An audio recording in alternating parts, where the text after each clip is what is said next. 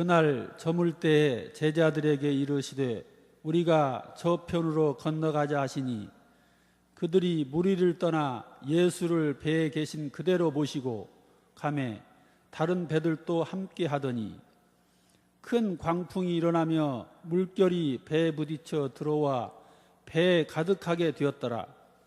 예수께서는 고물에서 베개를 베고 주무시더니 제자들이 깨우며 이르되 선생님이여 우리가 죽게 된 것을 돌보지 아니하시나이까 하니 예수께서 깨어 바람을 꾸짖으시며 바다더러 이르시되 잠잠하라 고요하라 하시니 바람이 그치고 아주 잔잔하여지더라. 이에 제자들에게 이르시되 어찌하여 이렇게 무서워하느냐 너희가 어찌 믿음이 없느냐 하시니 그들이 심히 두려워하여 서로 말하되 그가 누구이기에 바람과 바다도 순종하는가 하였더라. 창세기에서 야곱은 자신이 걸어온 인생길을 나그네 길에 비유하였습니다. 이 말은 그의 인생의 노정이 어려움의 연속이었음을 뜻하고 있지요. 그래서 창세기 47장 9절의 말씀에 보면 그는 130년을 살았지만 한마디로 험악한 세월이었다는 겁니다. 형 에서로부터의 도피를 시작으로 외삼촌 라반과의 갈등, 또 딸 디나의 공변, 또 어떤 일이 있습니까? 세겜에서 아들들의 살육 사건, 또 사랑하는 아들 요셉과의 이별, 고통과 눈물로 얼룩진 많은 어려움의 나날들이었죠.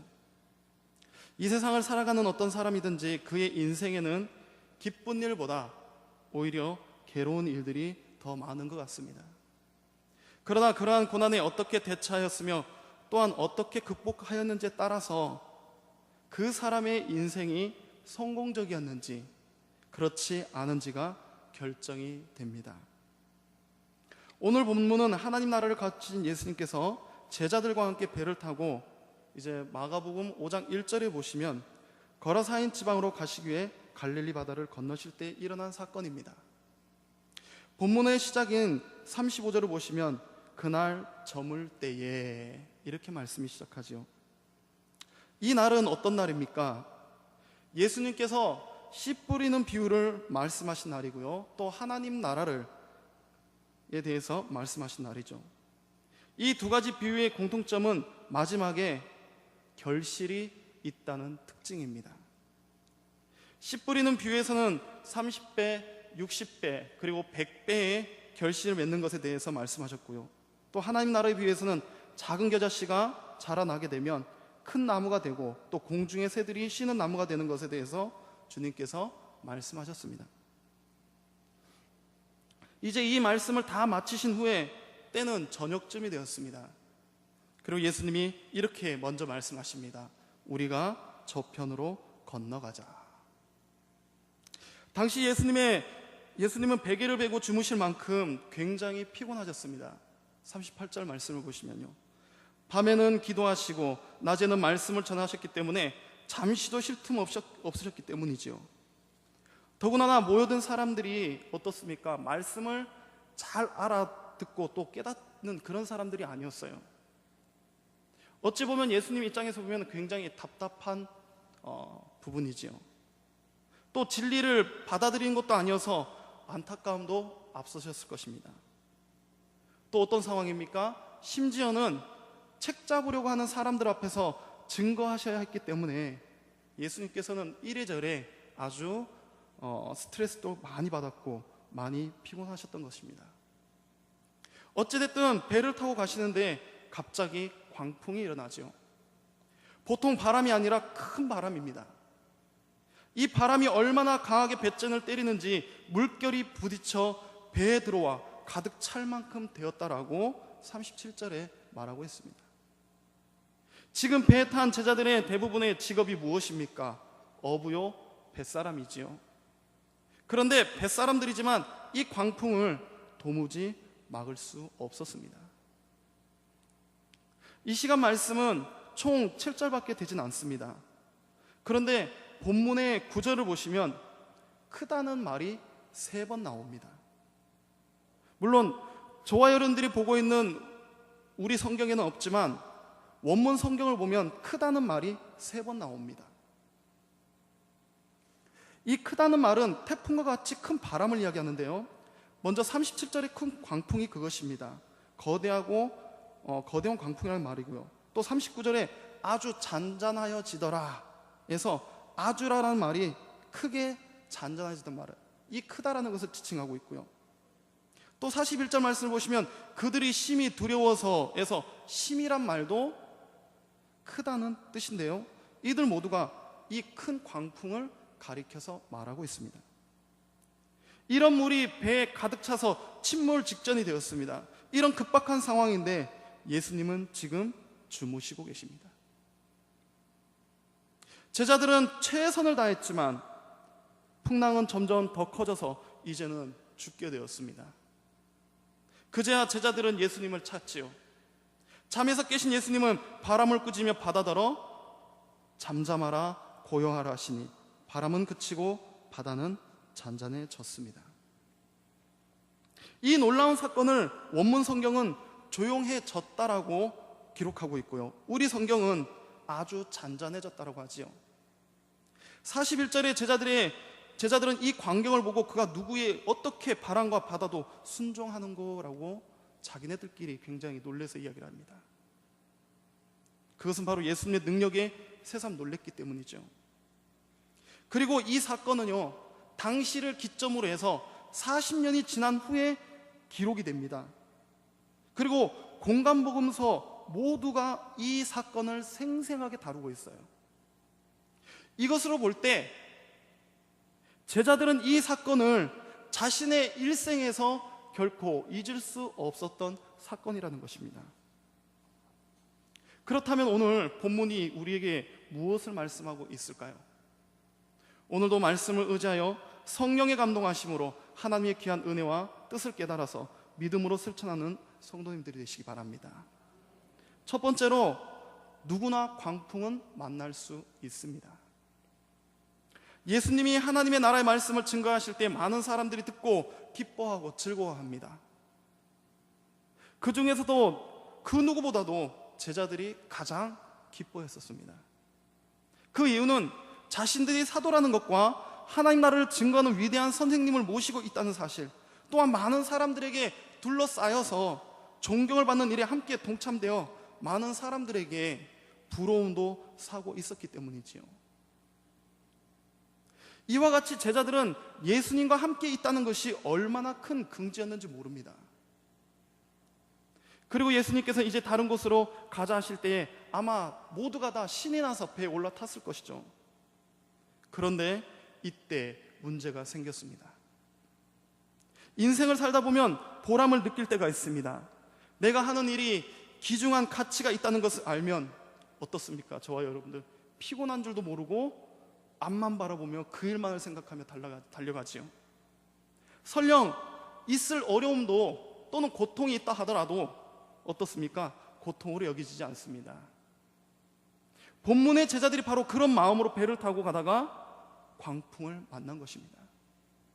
오늘 이 광풍은 우리에게 많은 의미를 줍니다.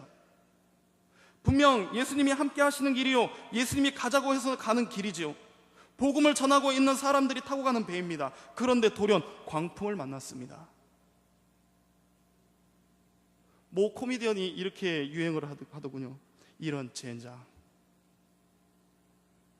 우리 인생길에서도 이런 광풍이 갑자기 올 때가 있지요. 선을 행하고 살아가는데 하나님 나라를 위해 일을 하는데도 말이죠, 그것도 대낮이 아닌 밤중에 들이 닥칠 때는 어떻습니까? 피할 재간이 없습니다. 어떻게 할 방법도 없고요. 제가 군대 제대할 쯤에 강원도에 비가 많이 내려서 갑자기 막 산사태와 막사가 떠내려가고요, 45톤이 되는 육중한 탱크가 떠내려가는 것을 봤는데요, 이 밤에 일어난 일인데 딱 낮이 되니까요 지형이 바뀌어버렸더라고요. 그리고 이틀을 굶었습니다. 저는 제일 싫은 게 굶는 거예요. 그래서 제가 목사이긴 하지만 기도합니다. 하나님, 저에게는 금식기도 좀 말아주세요. 진짜 겪어보니까요 밤에는요 아무것도 할 수가 없습니다. 더군다나 감당할 수 있는 시련이 한 번으로 끝납니까? 아니지요. 계속해서 오는 경우가 있어요. 끝났다 싶으면 또 터지고, 끝났다 싶으면 저기에서 또 터지고, 이렇게 계속될 때에 주여 우리가 죽겠나이다 할 만큼 어려울 때가 참 많습니다. 그런데 어떻습니까? 제자들은 죽을 지경인데 지금 예수님은 잠만 주무십니다. 어떻게 보면 알고도 모르는 척 제자들을 테스트하는 것 같기도 한데요. 어찌됐든 제자들의 불만이 가득 차서 38절에 뭐라고 합니까? 선생님이여 우리가 죽게 된 것을 돌보지 아니하시나이까 하면서 불평합니다. 우리도 마찬가지입니다. 주님, 내가 주님을 믿노라고 맡겨진 일을 잘했습니다. 아버지 뜻대로 살려고 유행도 부리지 않고 바르게 살았습니다. 지금 가는 이 길도 하나님이 가라고 하셔서 가는 길인데 도대체 왜 나에게 이다지도 어려운 일을 갑작스럽게 닥쳐옵니까? 그런데 주님은 아무 대답이 없으십니다. 그냥 주무시고만 계십니다. 이렇게 불평을 하다가는 나중에 기쁨을 맛볼 수 없을 것 같은데도 말이죠. 그러나 성도 여러분, 우리는 주님의 함께 하심을 믿어야 합니다. 39절 말씀을 보시기 바랍니다. 예수께서 깨어 바람을 꾸짖으시며 바다더러 이르시되 잠잠하라 고요하라 하시니 바람이 그치고 아주 잔잔하여지더라. 제자들 중에는 험한 파도와 싸워본 경험이 있는 사람들도 있습니다. 그래서 처음 광풍이 불 때에는 그들을 중심으로 광풍을 이겨보려고 온갖 노력을 다했을 것이에요. 그러나 그들의 힘으로는 도저히 이 큰 광풍을 극복할 능력이 없었습니다. 결국 그들은 고물에서 주무시는 예수님을 깨우지요. 제자들이 예수님을 깨우게 된 것은 그것이 그들의 희망을 걸 수 있는 최후의 방법이었기 때문입니다. 성도 여러분, 예수님께서 저와 여러분이 당하는 환난의 배에 함께 타셨다면 그것만으로도 안심하시기 바랍니다. 이것이 중요한 겁니다. 바로 이것이 중요한 것입니다. 오늘 본문의 초점이 어디 있는지 잘 살펴보시기 바랍니다. 다른 배에 대해서는 언급이 없어요. 본문은 오직 예수님과 함께 타고 가는 제자들의 배에 초점을 맞추고 있고 또 그들의 믿음에 대해서 예수님은 지금 말씀하고 있는 겁니다. 이 배 밖에 있는 사람도 당하는 것이지만 정말 중요한 것은 뭡니까? 우리에게는 지금 예수님과 함께 당하는 것이 더 중요하다는 거예요. 우리가 겪는 환난과 고통, 아픔과 억울한 일들이 예수님과 함께 당하는 것이라면 이미 그 문제는 문제가 아닙니다. 다만 이때에 주님 주무시지 말고 좀 일어나십시오 하면 우리 주님은 모든 피조물 세계를 지배하는 창조주이시기에 사탄에게는 뭐라고 합니까? 사탄아 물러가라 명령하시고 죽은 자에게는 어떻게 하셨습니까? 나사로야 나오너라 하듯이 산자같이 부르시며 바람과 파도에게도 잠잠하라 고요하라 꾸짖으십니다.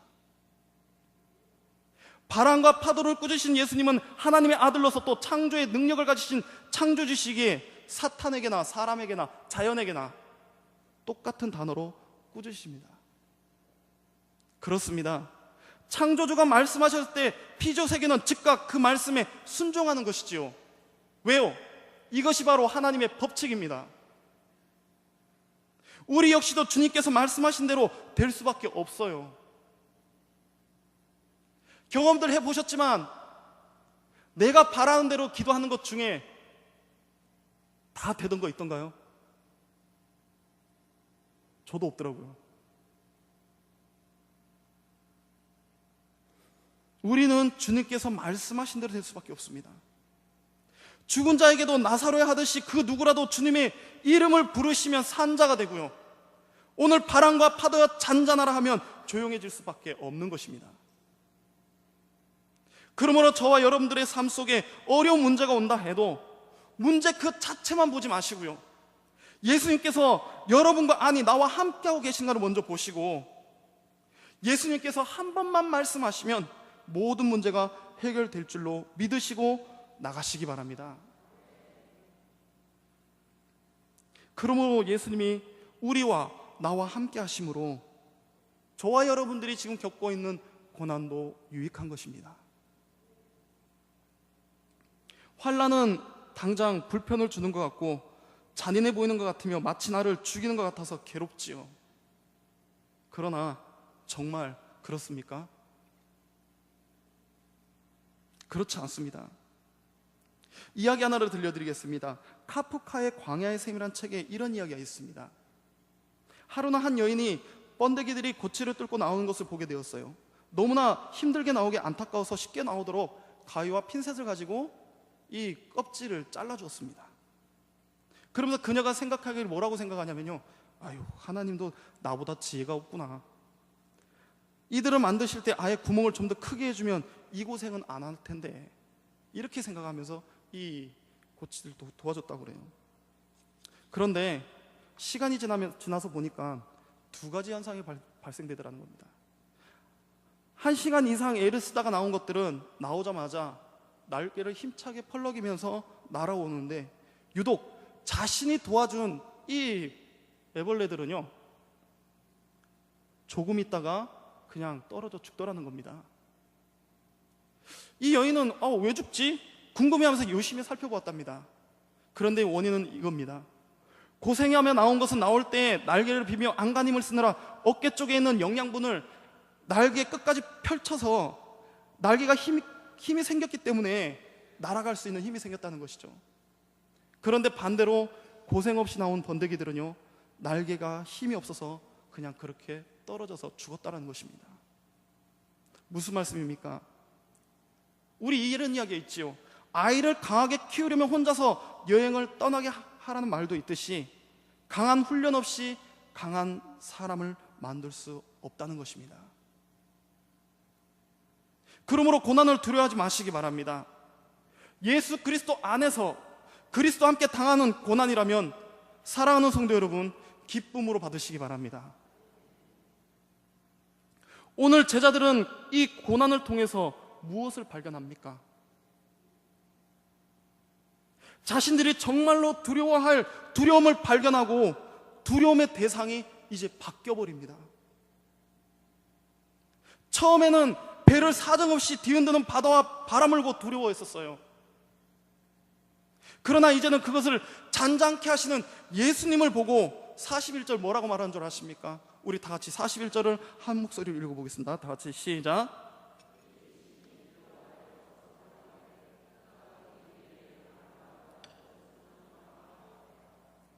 아멘.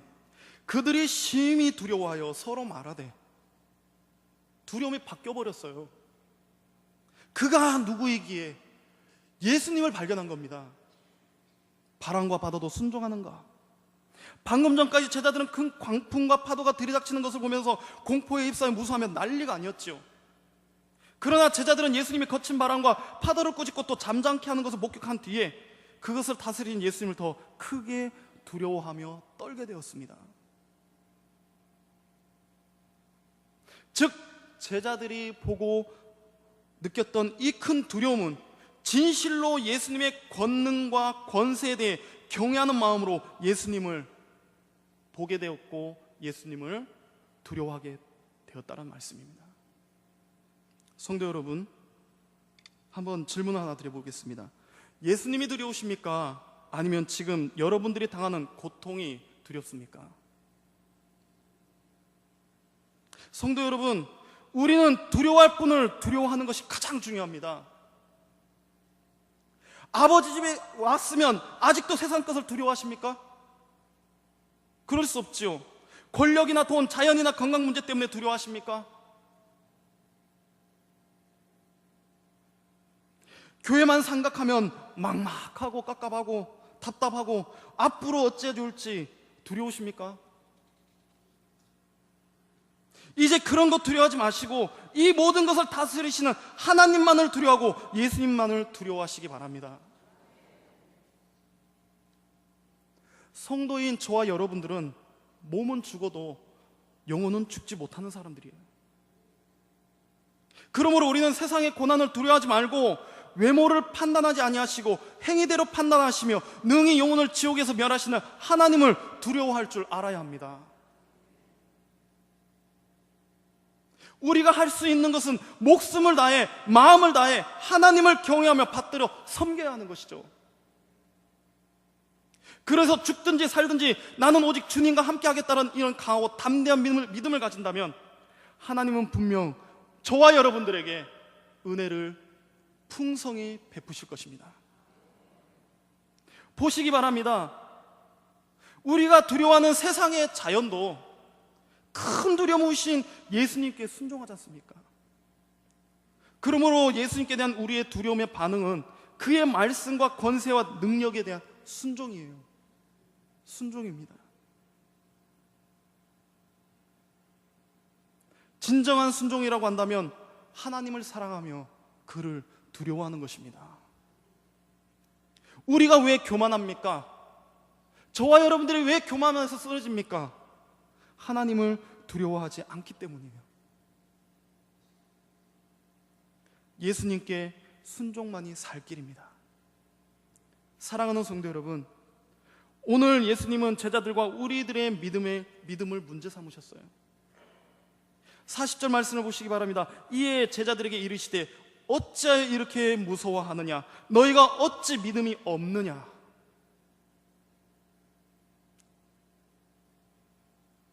그동안 예수님은 제자들과 동고동락하면서 하나님 나라의 비밀을 말씀해 주셨고 또 하나님의 나라에 대해 해석까지 해주셨어요. 그럼에도 불구하고 제자들은 하나님 나라가 예수님의 인격과 사역 속에서 실현되고 있다는 이 사실을 깨닫지 못했습니다. 오히려 몰려오는 이 광풍과 밀려드는 파도를 보고 그들은 두려워했던 거예요. 성도 여러분, 지금 무엇을 보고 떨고 계십니까? 성도 여러분, 믿음이 무엇입니까? 하나님만을 믿는 것이 믿음입니다. 믿음이 무엇입니까? 하나님만을 사랑하는 것이 믿음입니다. 믿음이 무엇입니까? 하나님만을 의지하며 순종하는 것이 바로 믿음입니다. 지금 이 말씀 속에서 예수님의 행동을 잘 보시기 바랍니다. 폭풍우가 몰아치고 파도가 밀려와 배에 물이 채워지는 상황에도 예수님은 고물에서 베개를 베고 주무시고 계신다고 그럽니다. 이것이 무엇을 보여주는 것인지 아십니까?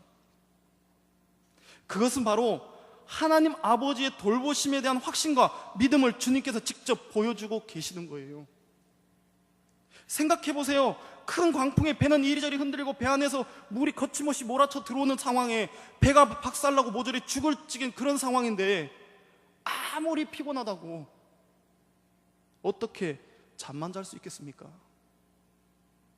그러나 주님은 우리에게 주님께서 스스로 하나님의 돌보심에 대한 확신과 믿음을 친히 보이시는 것이며 저와 여러분도 이것을 확신 있게 믿어야 하는 것입니다. 바울 사도를 한번 볼까요? 그의 인생을 한번 보시기 바랍니다. 우리는 그를 외형적으로 볼 때 참으로 훌륭하고 대단한 사도라고 이야기를 합니다. 그 믿음까지도. 그러나 그런 그에게는 이런 광풍의 시련이 없었을까요? 아닙니다. 우리보다 더한 시련이 있었습니다. 그는 주님과 교회를 위해 수고를 넘치도록 하고 옥에 갇히기도 더 많이 했고요. 매도 수없이 맞고 여러 번 죽을 뻔했습니다. 또 유대인들에게 40에서 하나를 감은 매를 5번 맞았고요. 3번 태장으로 맞고 1번 돌로 맞고 3번 파선하고 일주야를 깊은 바다에서 지냈고요. 그뿐입니까? 여행을 하다가 전도여행을 하면서 강의 위험과 강도의 위험과 동족의 위험과 이방인의 위험과 시내의 위험과 광야의 위험과 바다의 위험과 거짓 형제 중에 위험을 당하고 또 수고하며 애쓰고 여러 번 자지 못하고 줄이고 목마르고 여러 번 굶고 추워서 헐벗었다고 그럽니다. 아마 이 정도쯤 된다면 아마 가히 정말 질려버려서 아마 주의 일을 포기할 수도 있을 것 같아요. 그러나 보시기 바랍니다. 수건 같은 옷자락만 던져도 병이 낫고 마귀가 물러가는 예수의 이적과 기적의 놀라운 능력을 나타내는 바울. 그런데 그는 자신을 자랑함에 있어서 다른 사도들처럼 자랑같이 신분이나 혈통, 직위나 학식, 언변수를 이런 것을 자랑하지 않습니다. 오히려 그가 겪은 고난과 위험, 궁핍으로 영광과 승리의 내용보다는 자신의 연약함을 자랑했었습니다. 왜입니까? 자신의 약함 속에 그리스도의 능력이 함께함을 믿음으로 그는 보았기 때문이에요. 그래서 저와 여러분이 자랑이 누구여야 됩니까? 오직 예수 그리스도여야 되는 것입니다.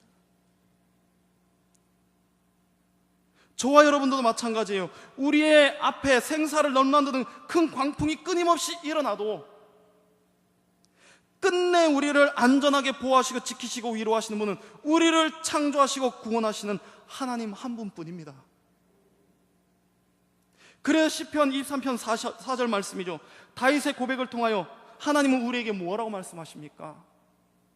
내가 사망의 음침한 골짜기를 다닐지라도 해를 두려워하지 아니할 것은 주께서 나와 함께 하심이라. 주의 지팡이와 막대기가 나를 안위하시나이다. 그리고 요한복음 14장 1절과 27절에 예수님도 이렇게 말씀하셨습니다. 너희는 마음에 근심하지 말라.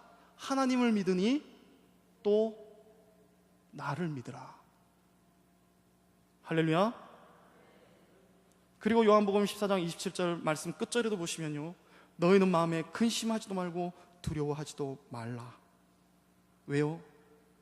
주님께서 세상에 주는 그런 평안이 아니라 진정한 평안을 주시기 때문이라고 말씀하십니다. 그렇습니다. 성도들은 사망의 음침한 골짜기를 다닐지라도 하나님께서 함께 하시고 안위하신다는 믿음의 확신을 가지고 살아야 되는 것입니다. 이 약속의 말씀을 붙잡고 이제는 두려워하지 마시기 바랍니다. 바람과 바다도 예수님 앞에 순종하는데 어찌하여 만물의 영장이라고 자칭하는 사람들이 예수님께 순종하지 못할 이유가 어디 있겠습니까? 말씀 중에 죄송하지만 제 개인적인 이야기를 잠깐 해드리겠습니다. 저 역시도 전주 소문교회 하면 전국에서 이제 모르는 교회가 성도가 없을 정도로 유명한 교회죠. 어떤 분들이 주변에서 그러더라고요. 야, 큰 교회 가니까 잘 됐다. 열심히 해라. 그런데 그분들의 뒷말이 뭔지 아십니까? 야, 너 어떻게 하려고 그래? 아니, 그 교회 봤어? 솔직히 박병수 장로님 계시지만요, 저는 박 장로님 만나는 그날 알았습니다. 전혀 몰랐었어요, 저는. 그러나 어찌됐든 간에 전주 서문교회 된 이유 하나는 단 하나예요. 단 하나입니다. 이사야 6장 8절이 아마 이게 제가 하나님께 받았던 말씀입니다. 내가 또 주의 목소리를 들으니 주께서 이르시되 내가 누구를 보내면 누가 우리를 위하여 갈고 그때에 내가 이르되 내가 여기 있나이다. 나를 보내소서. 그분이 명하시는데 어떻게 평안히 제 누울 자리만 고집하며 있을 수 있겠습니까? 아직도 제 동기들은 문자나 카스로 막 그래요. 야, 너 어때? 잘 지냈어? 한 주간 어떻게 잘 보냈어? 별일 없어? 그렇죠? 그런가? 기도해줘. 우리는 누굴 원망하지도 그렇다고 두려워할 필요도 없습니다.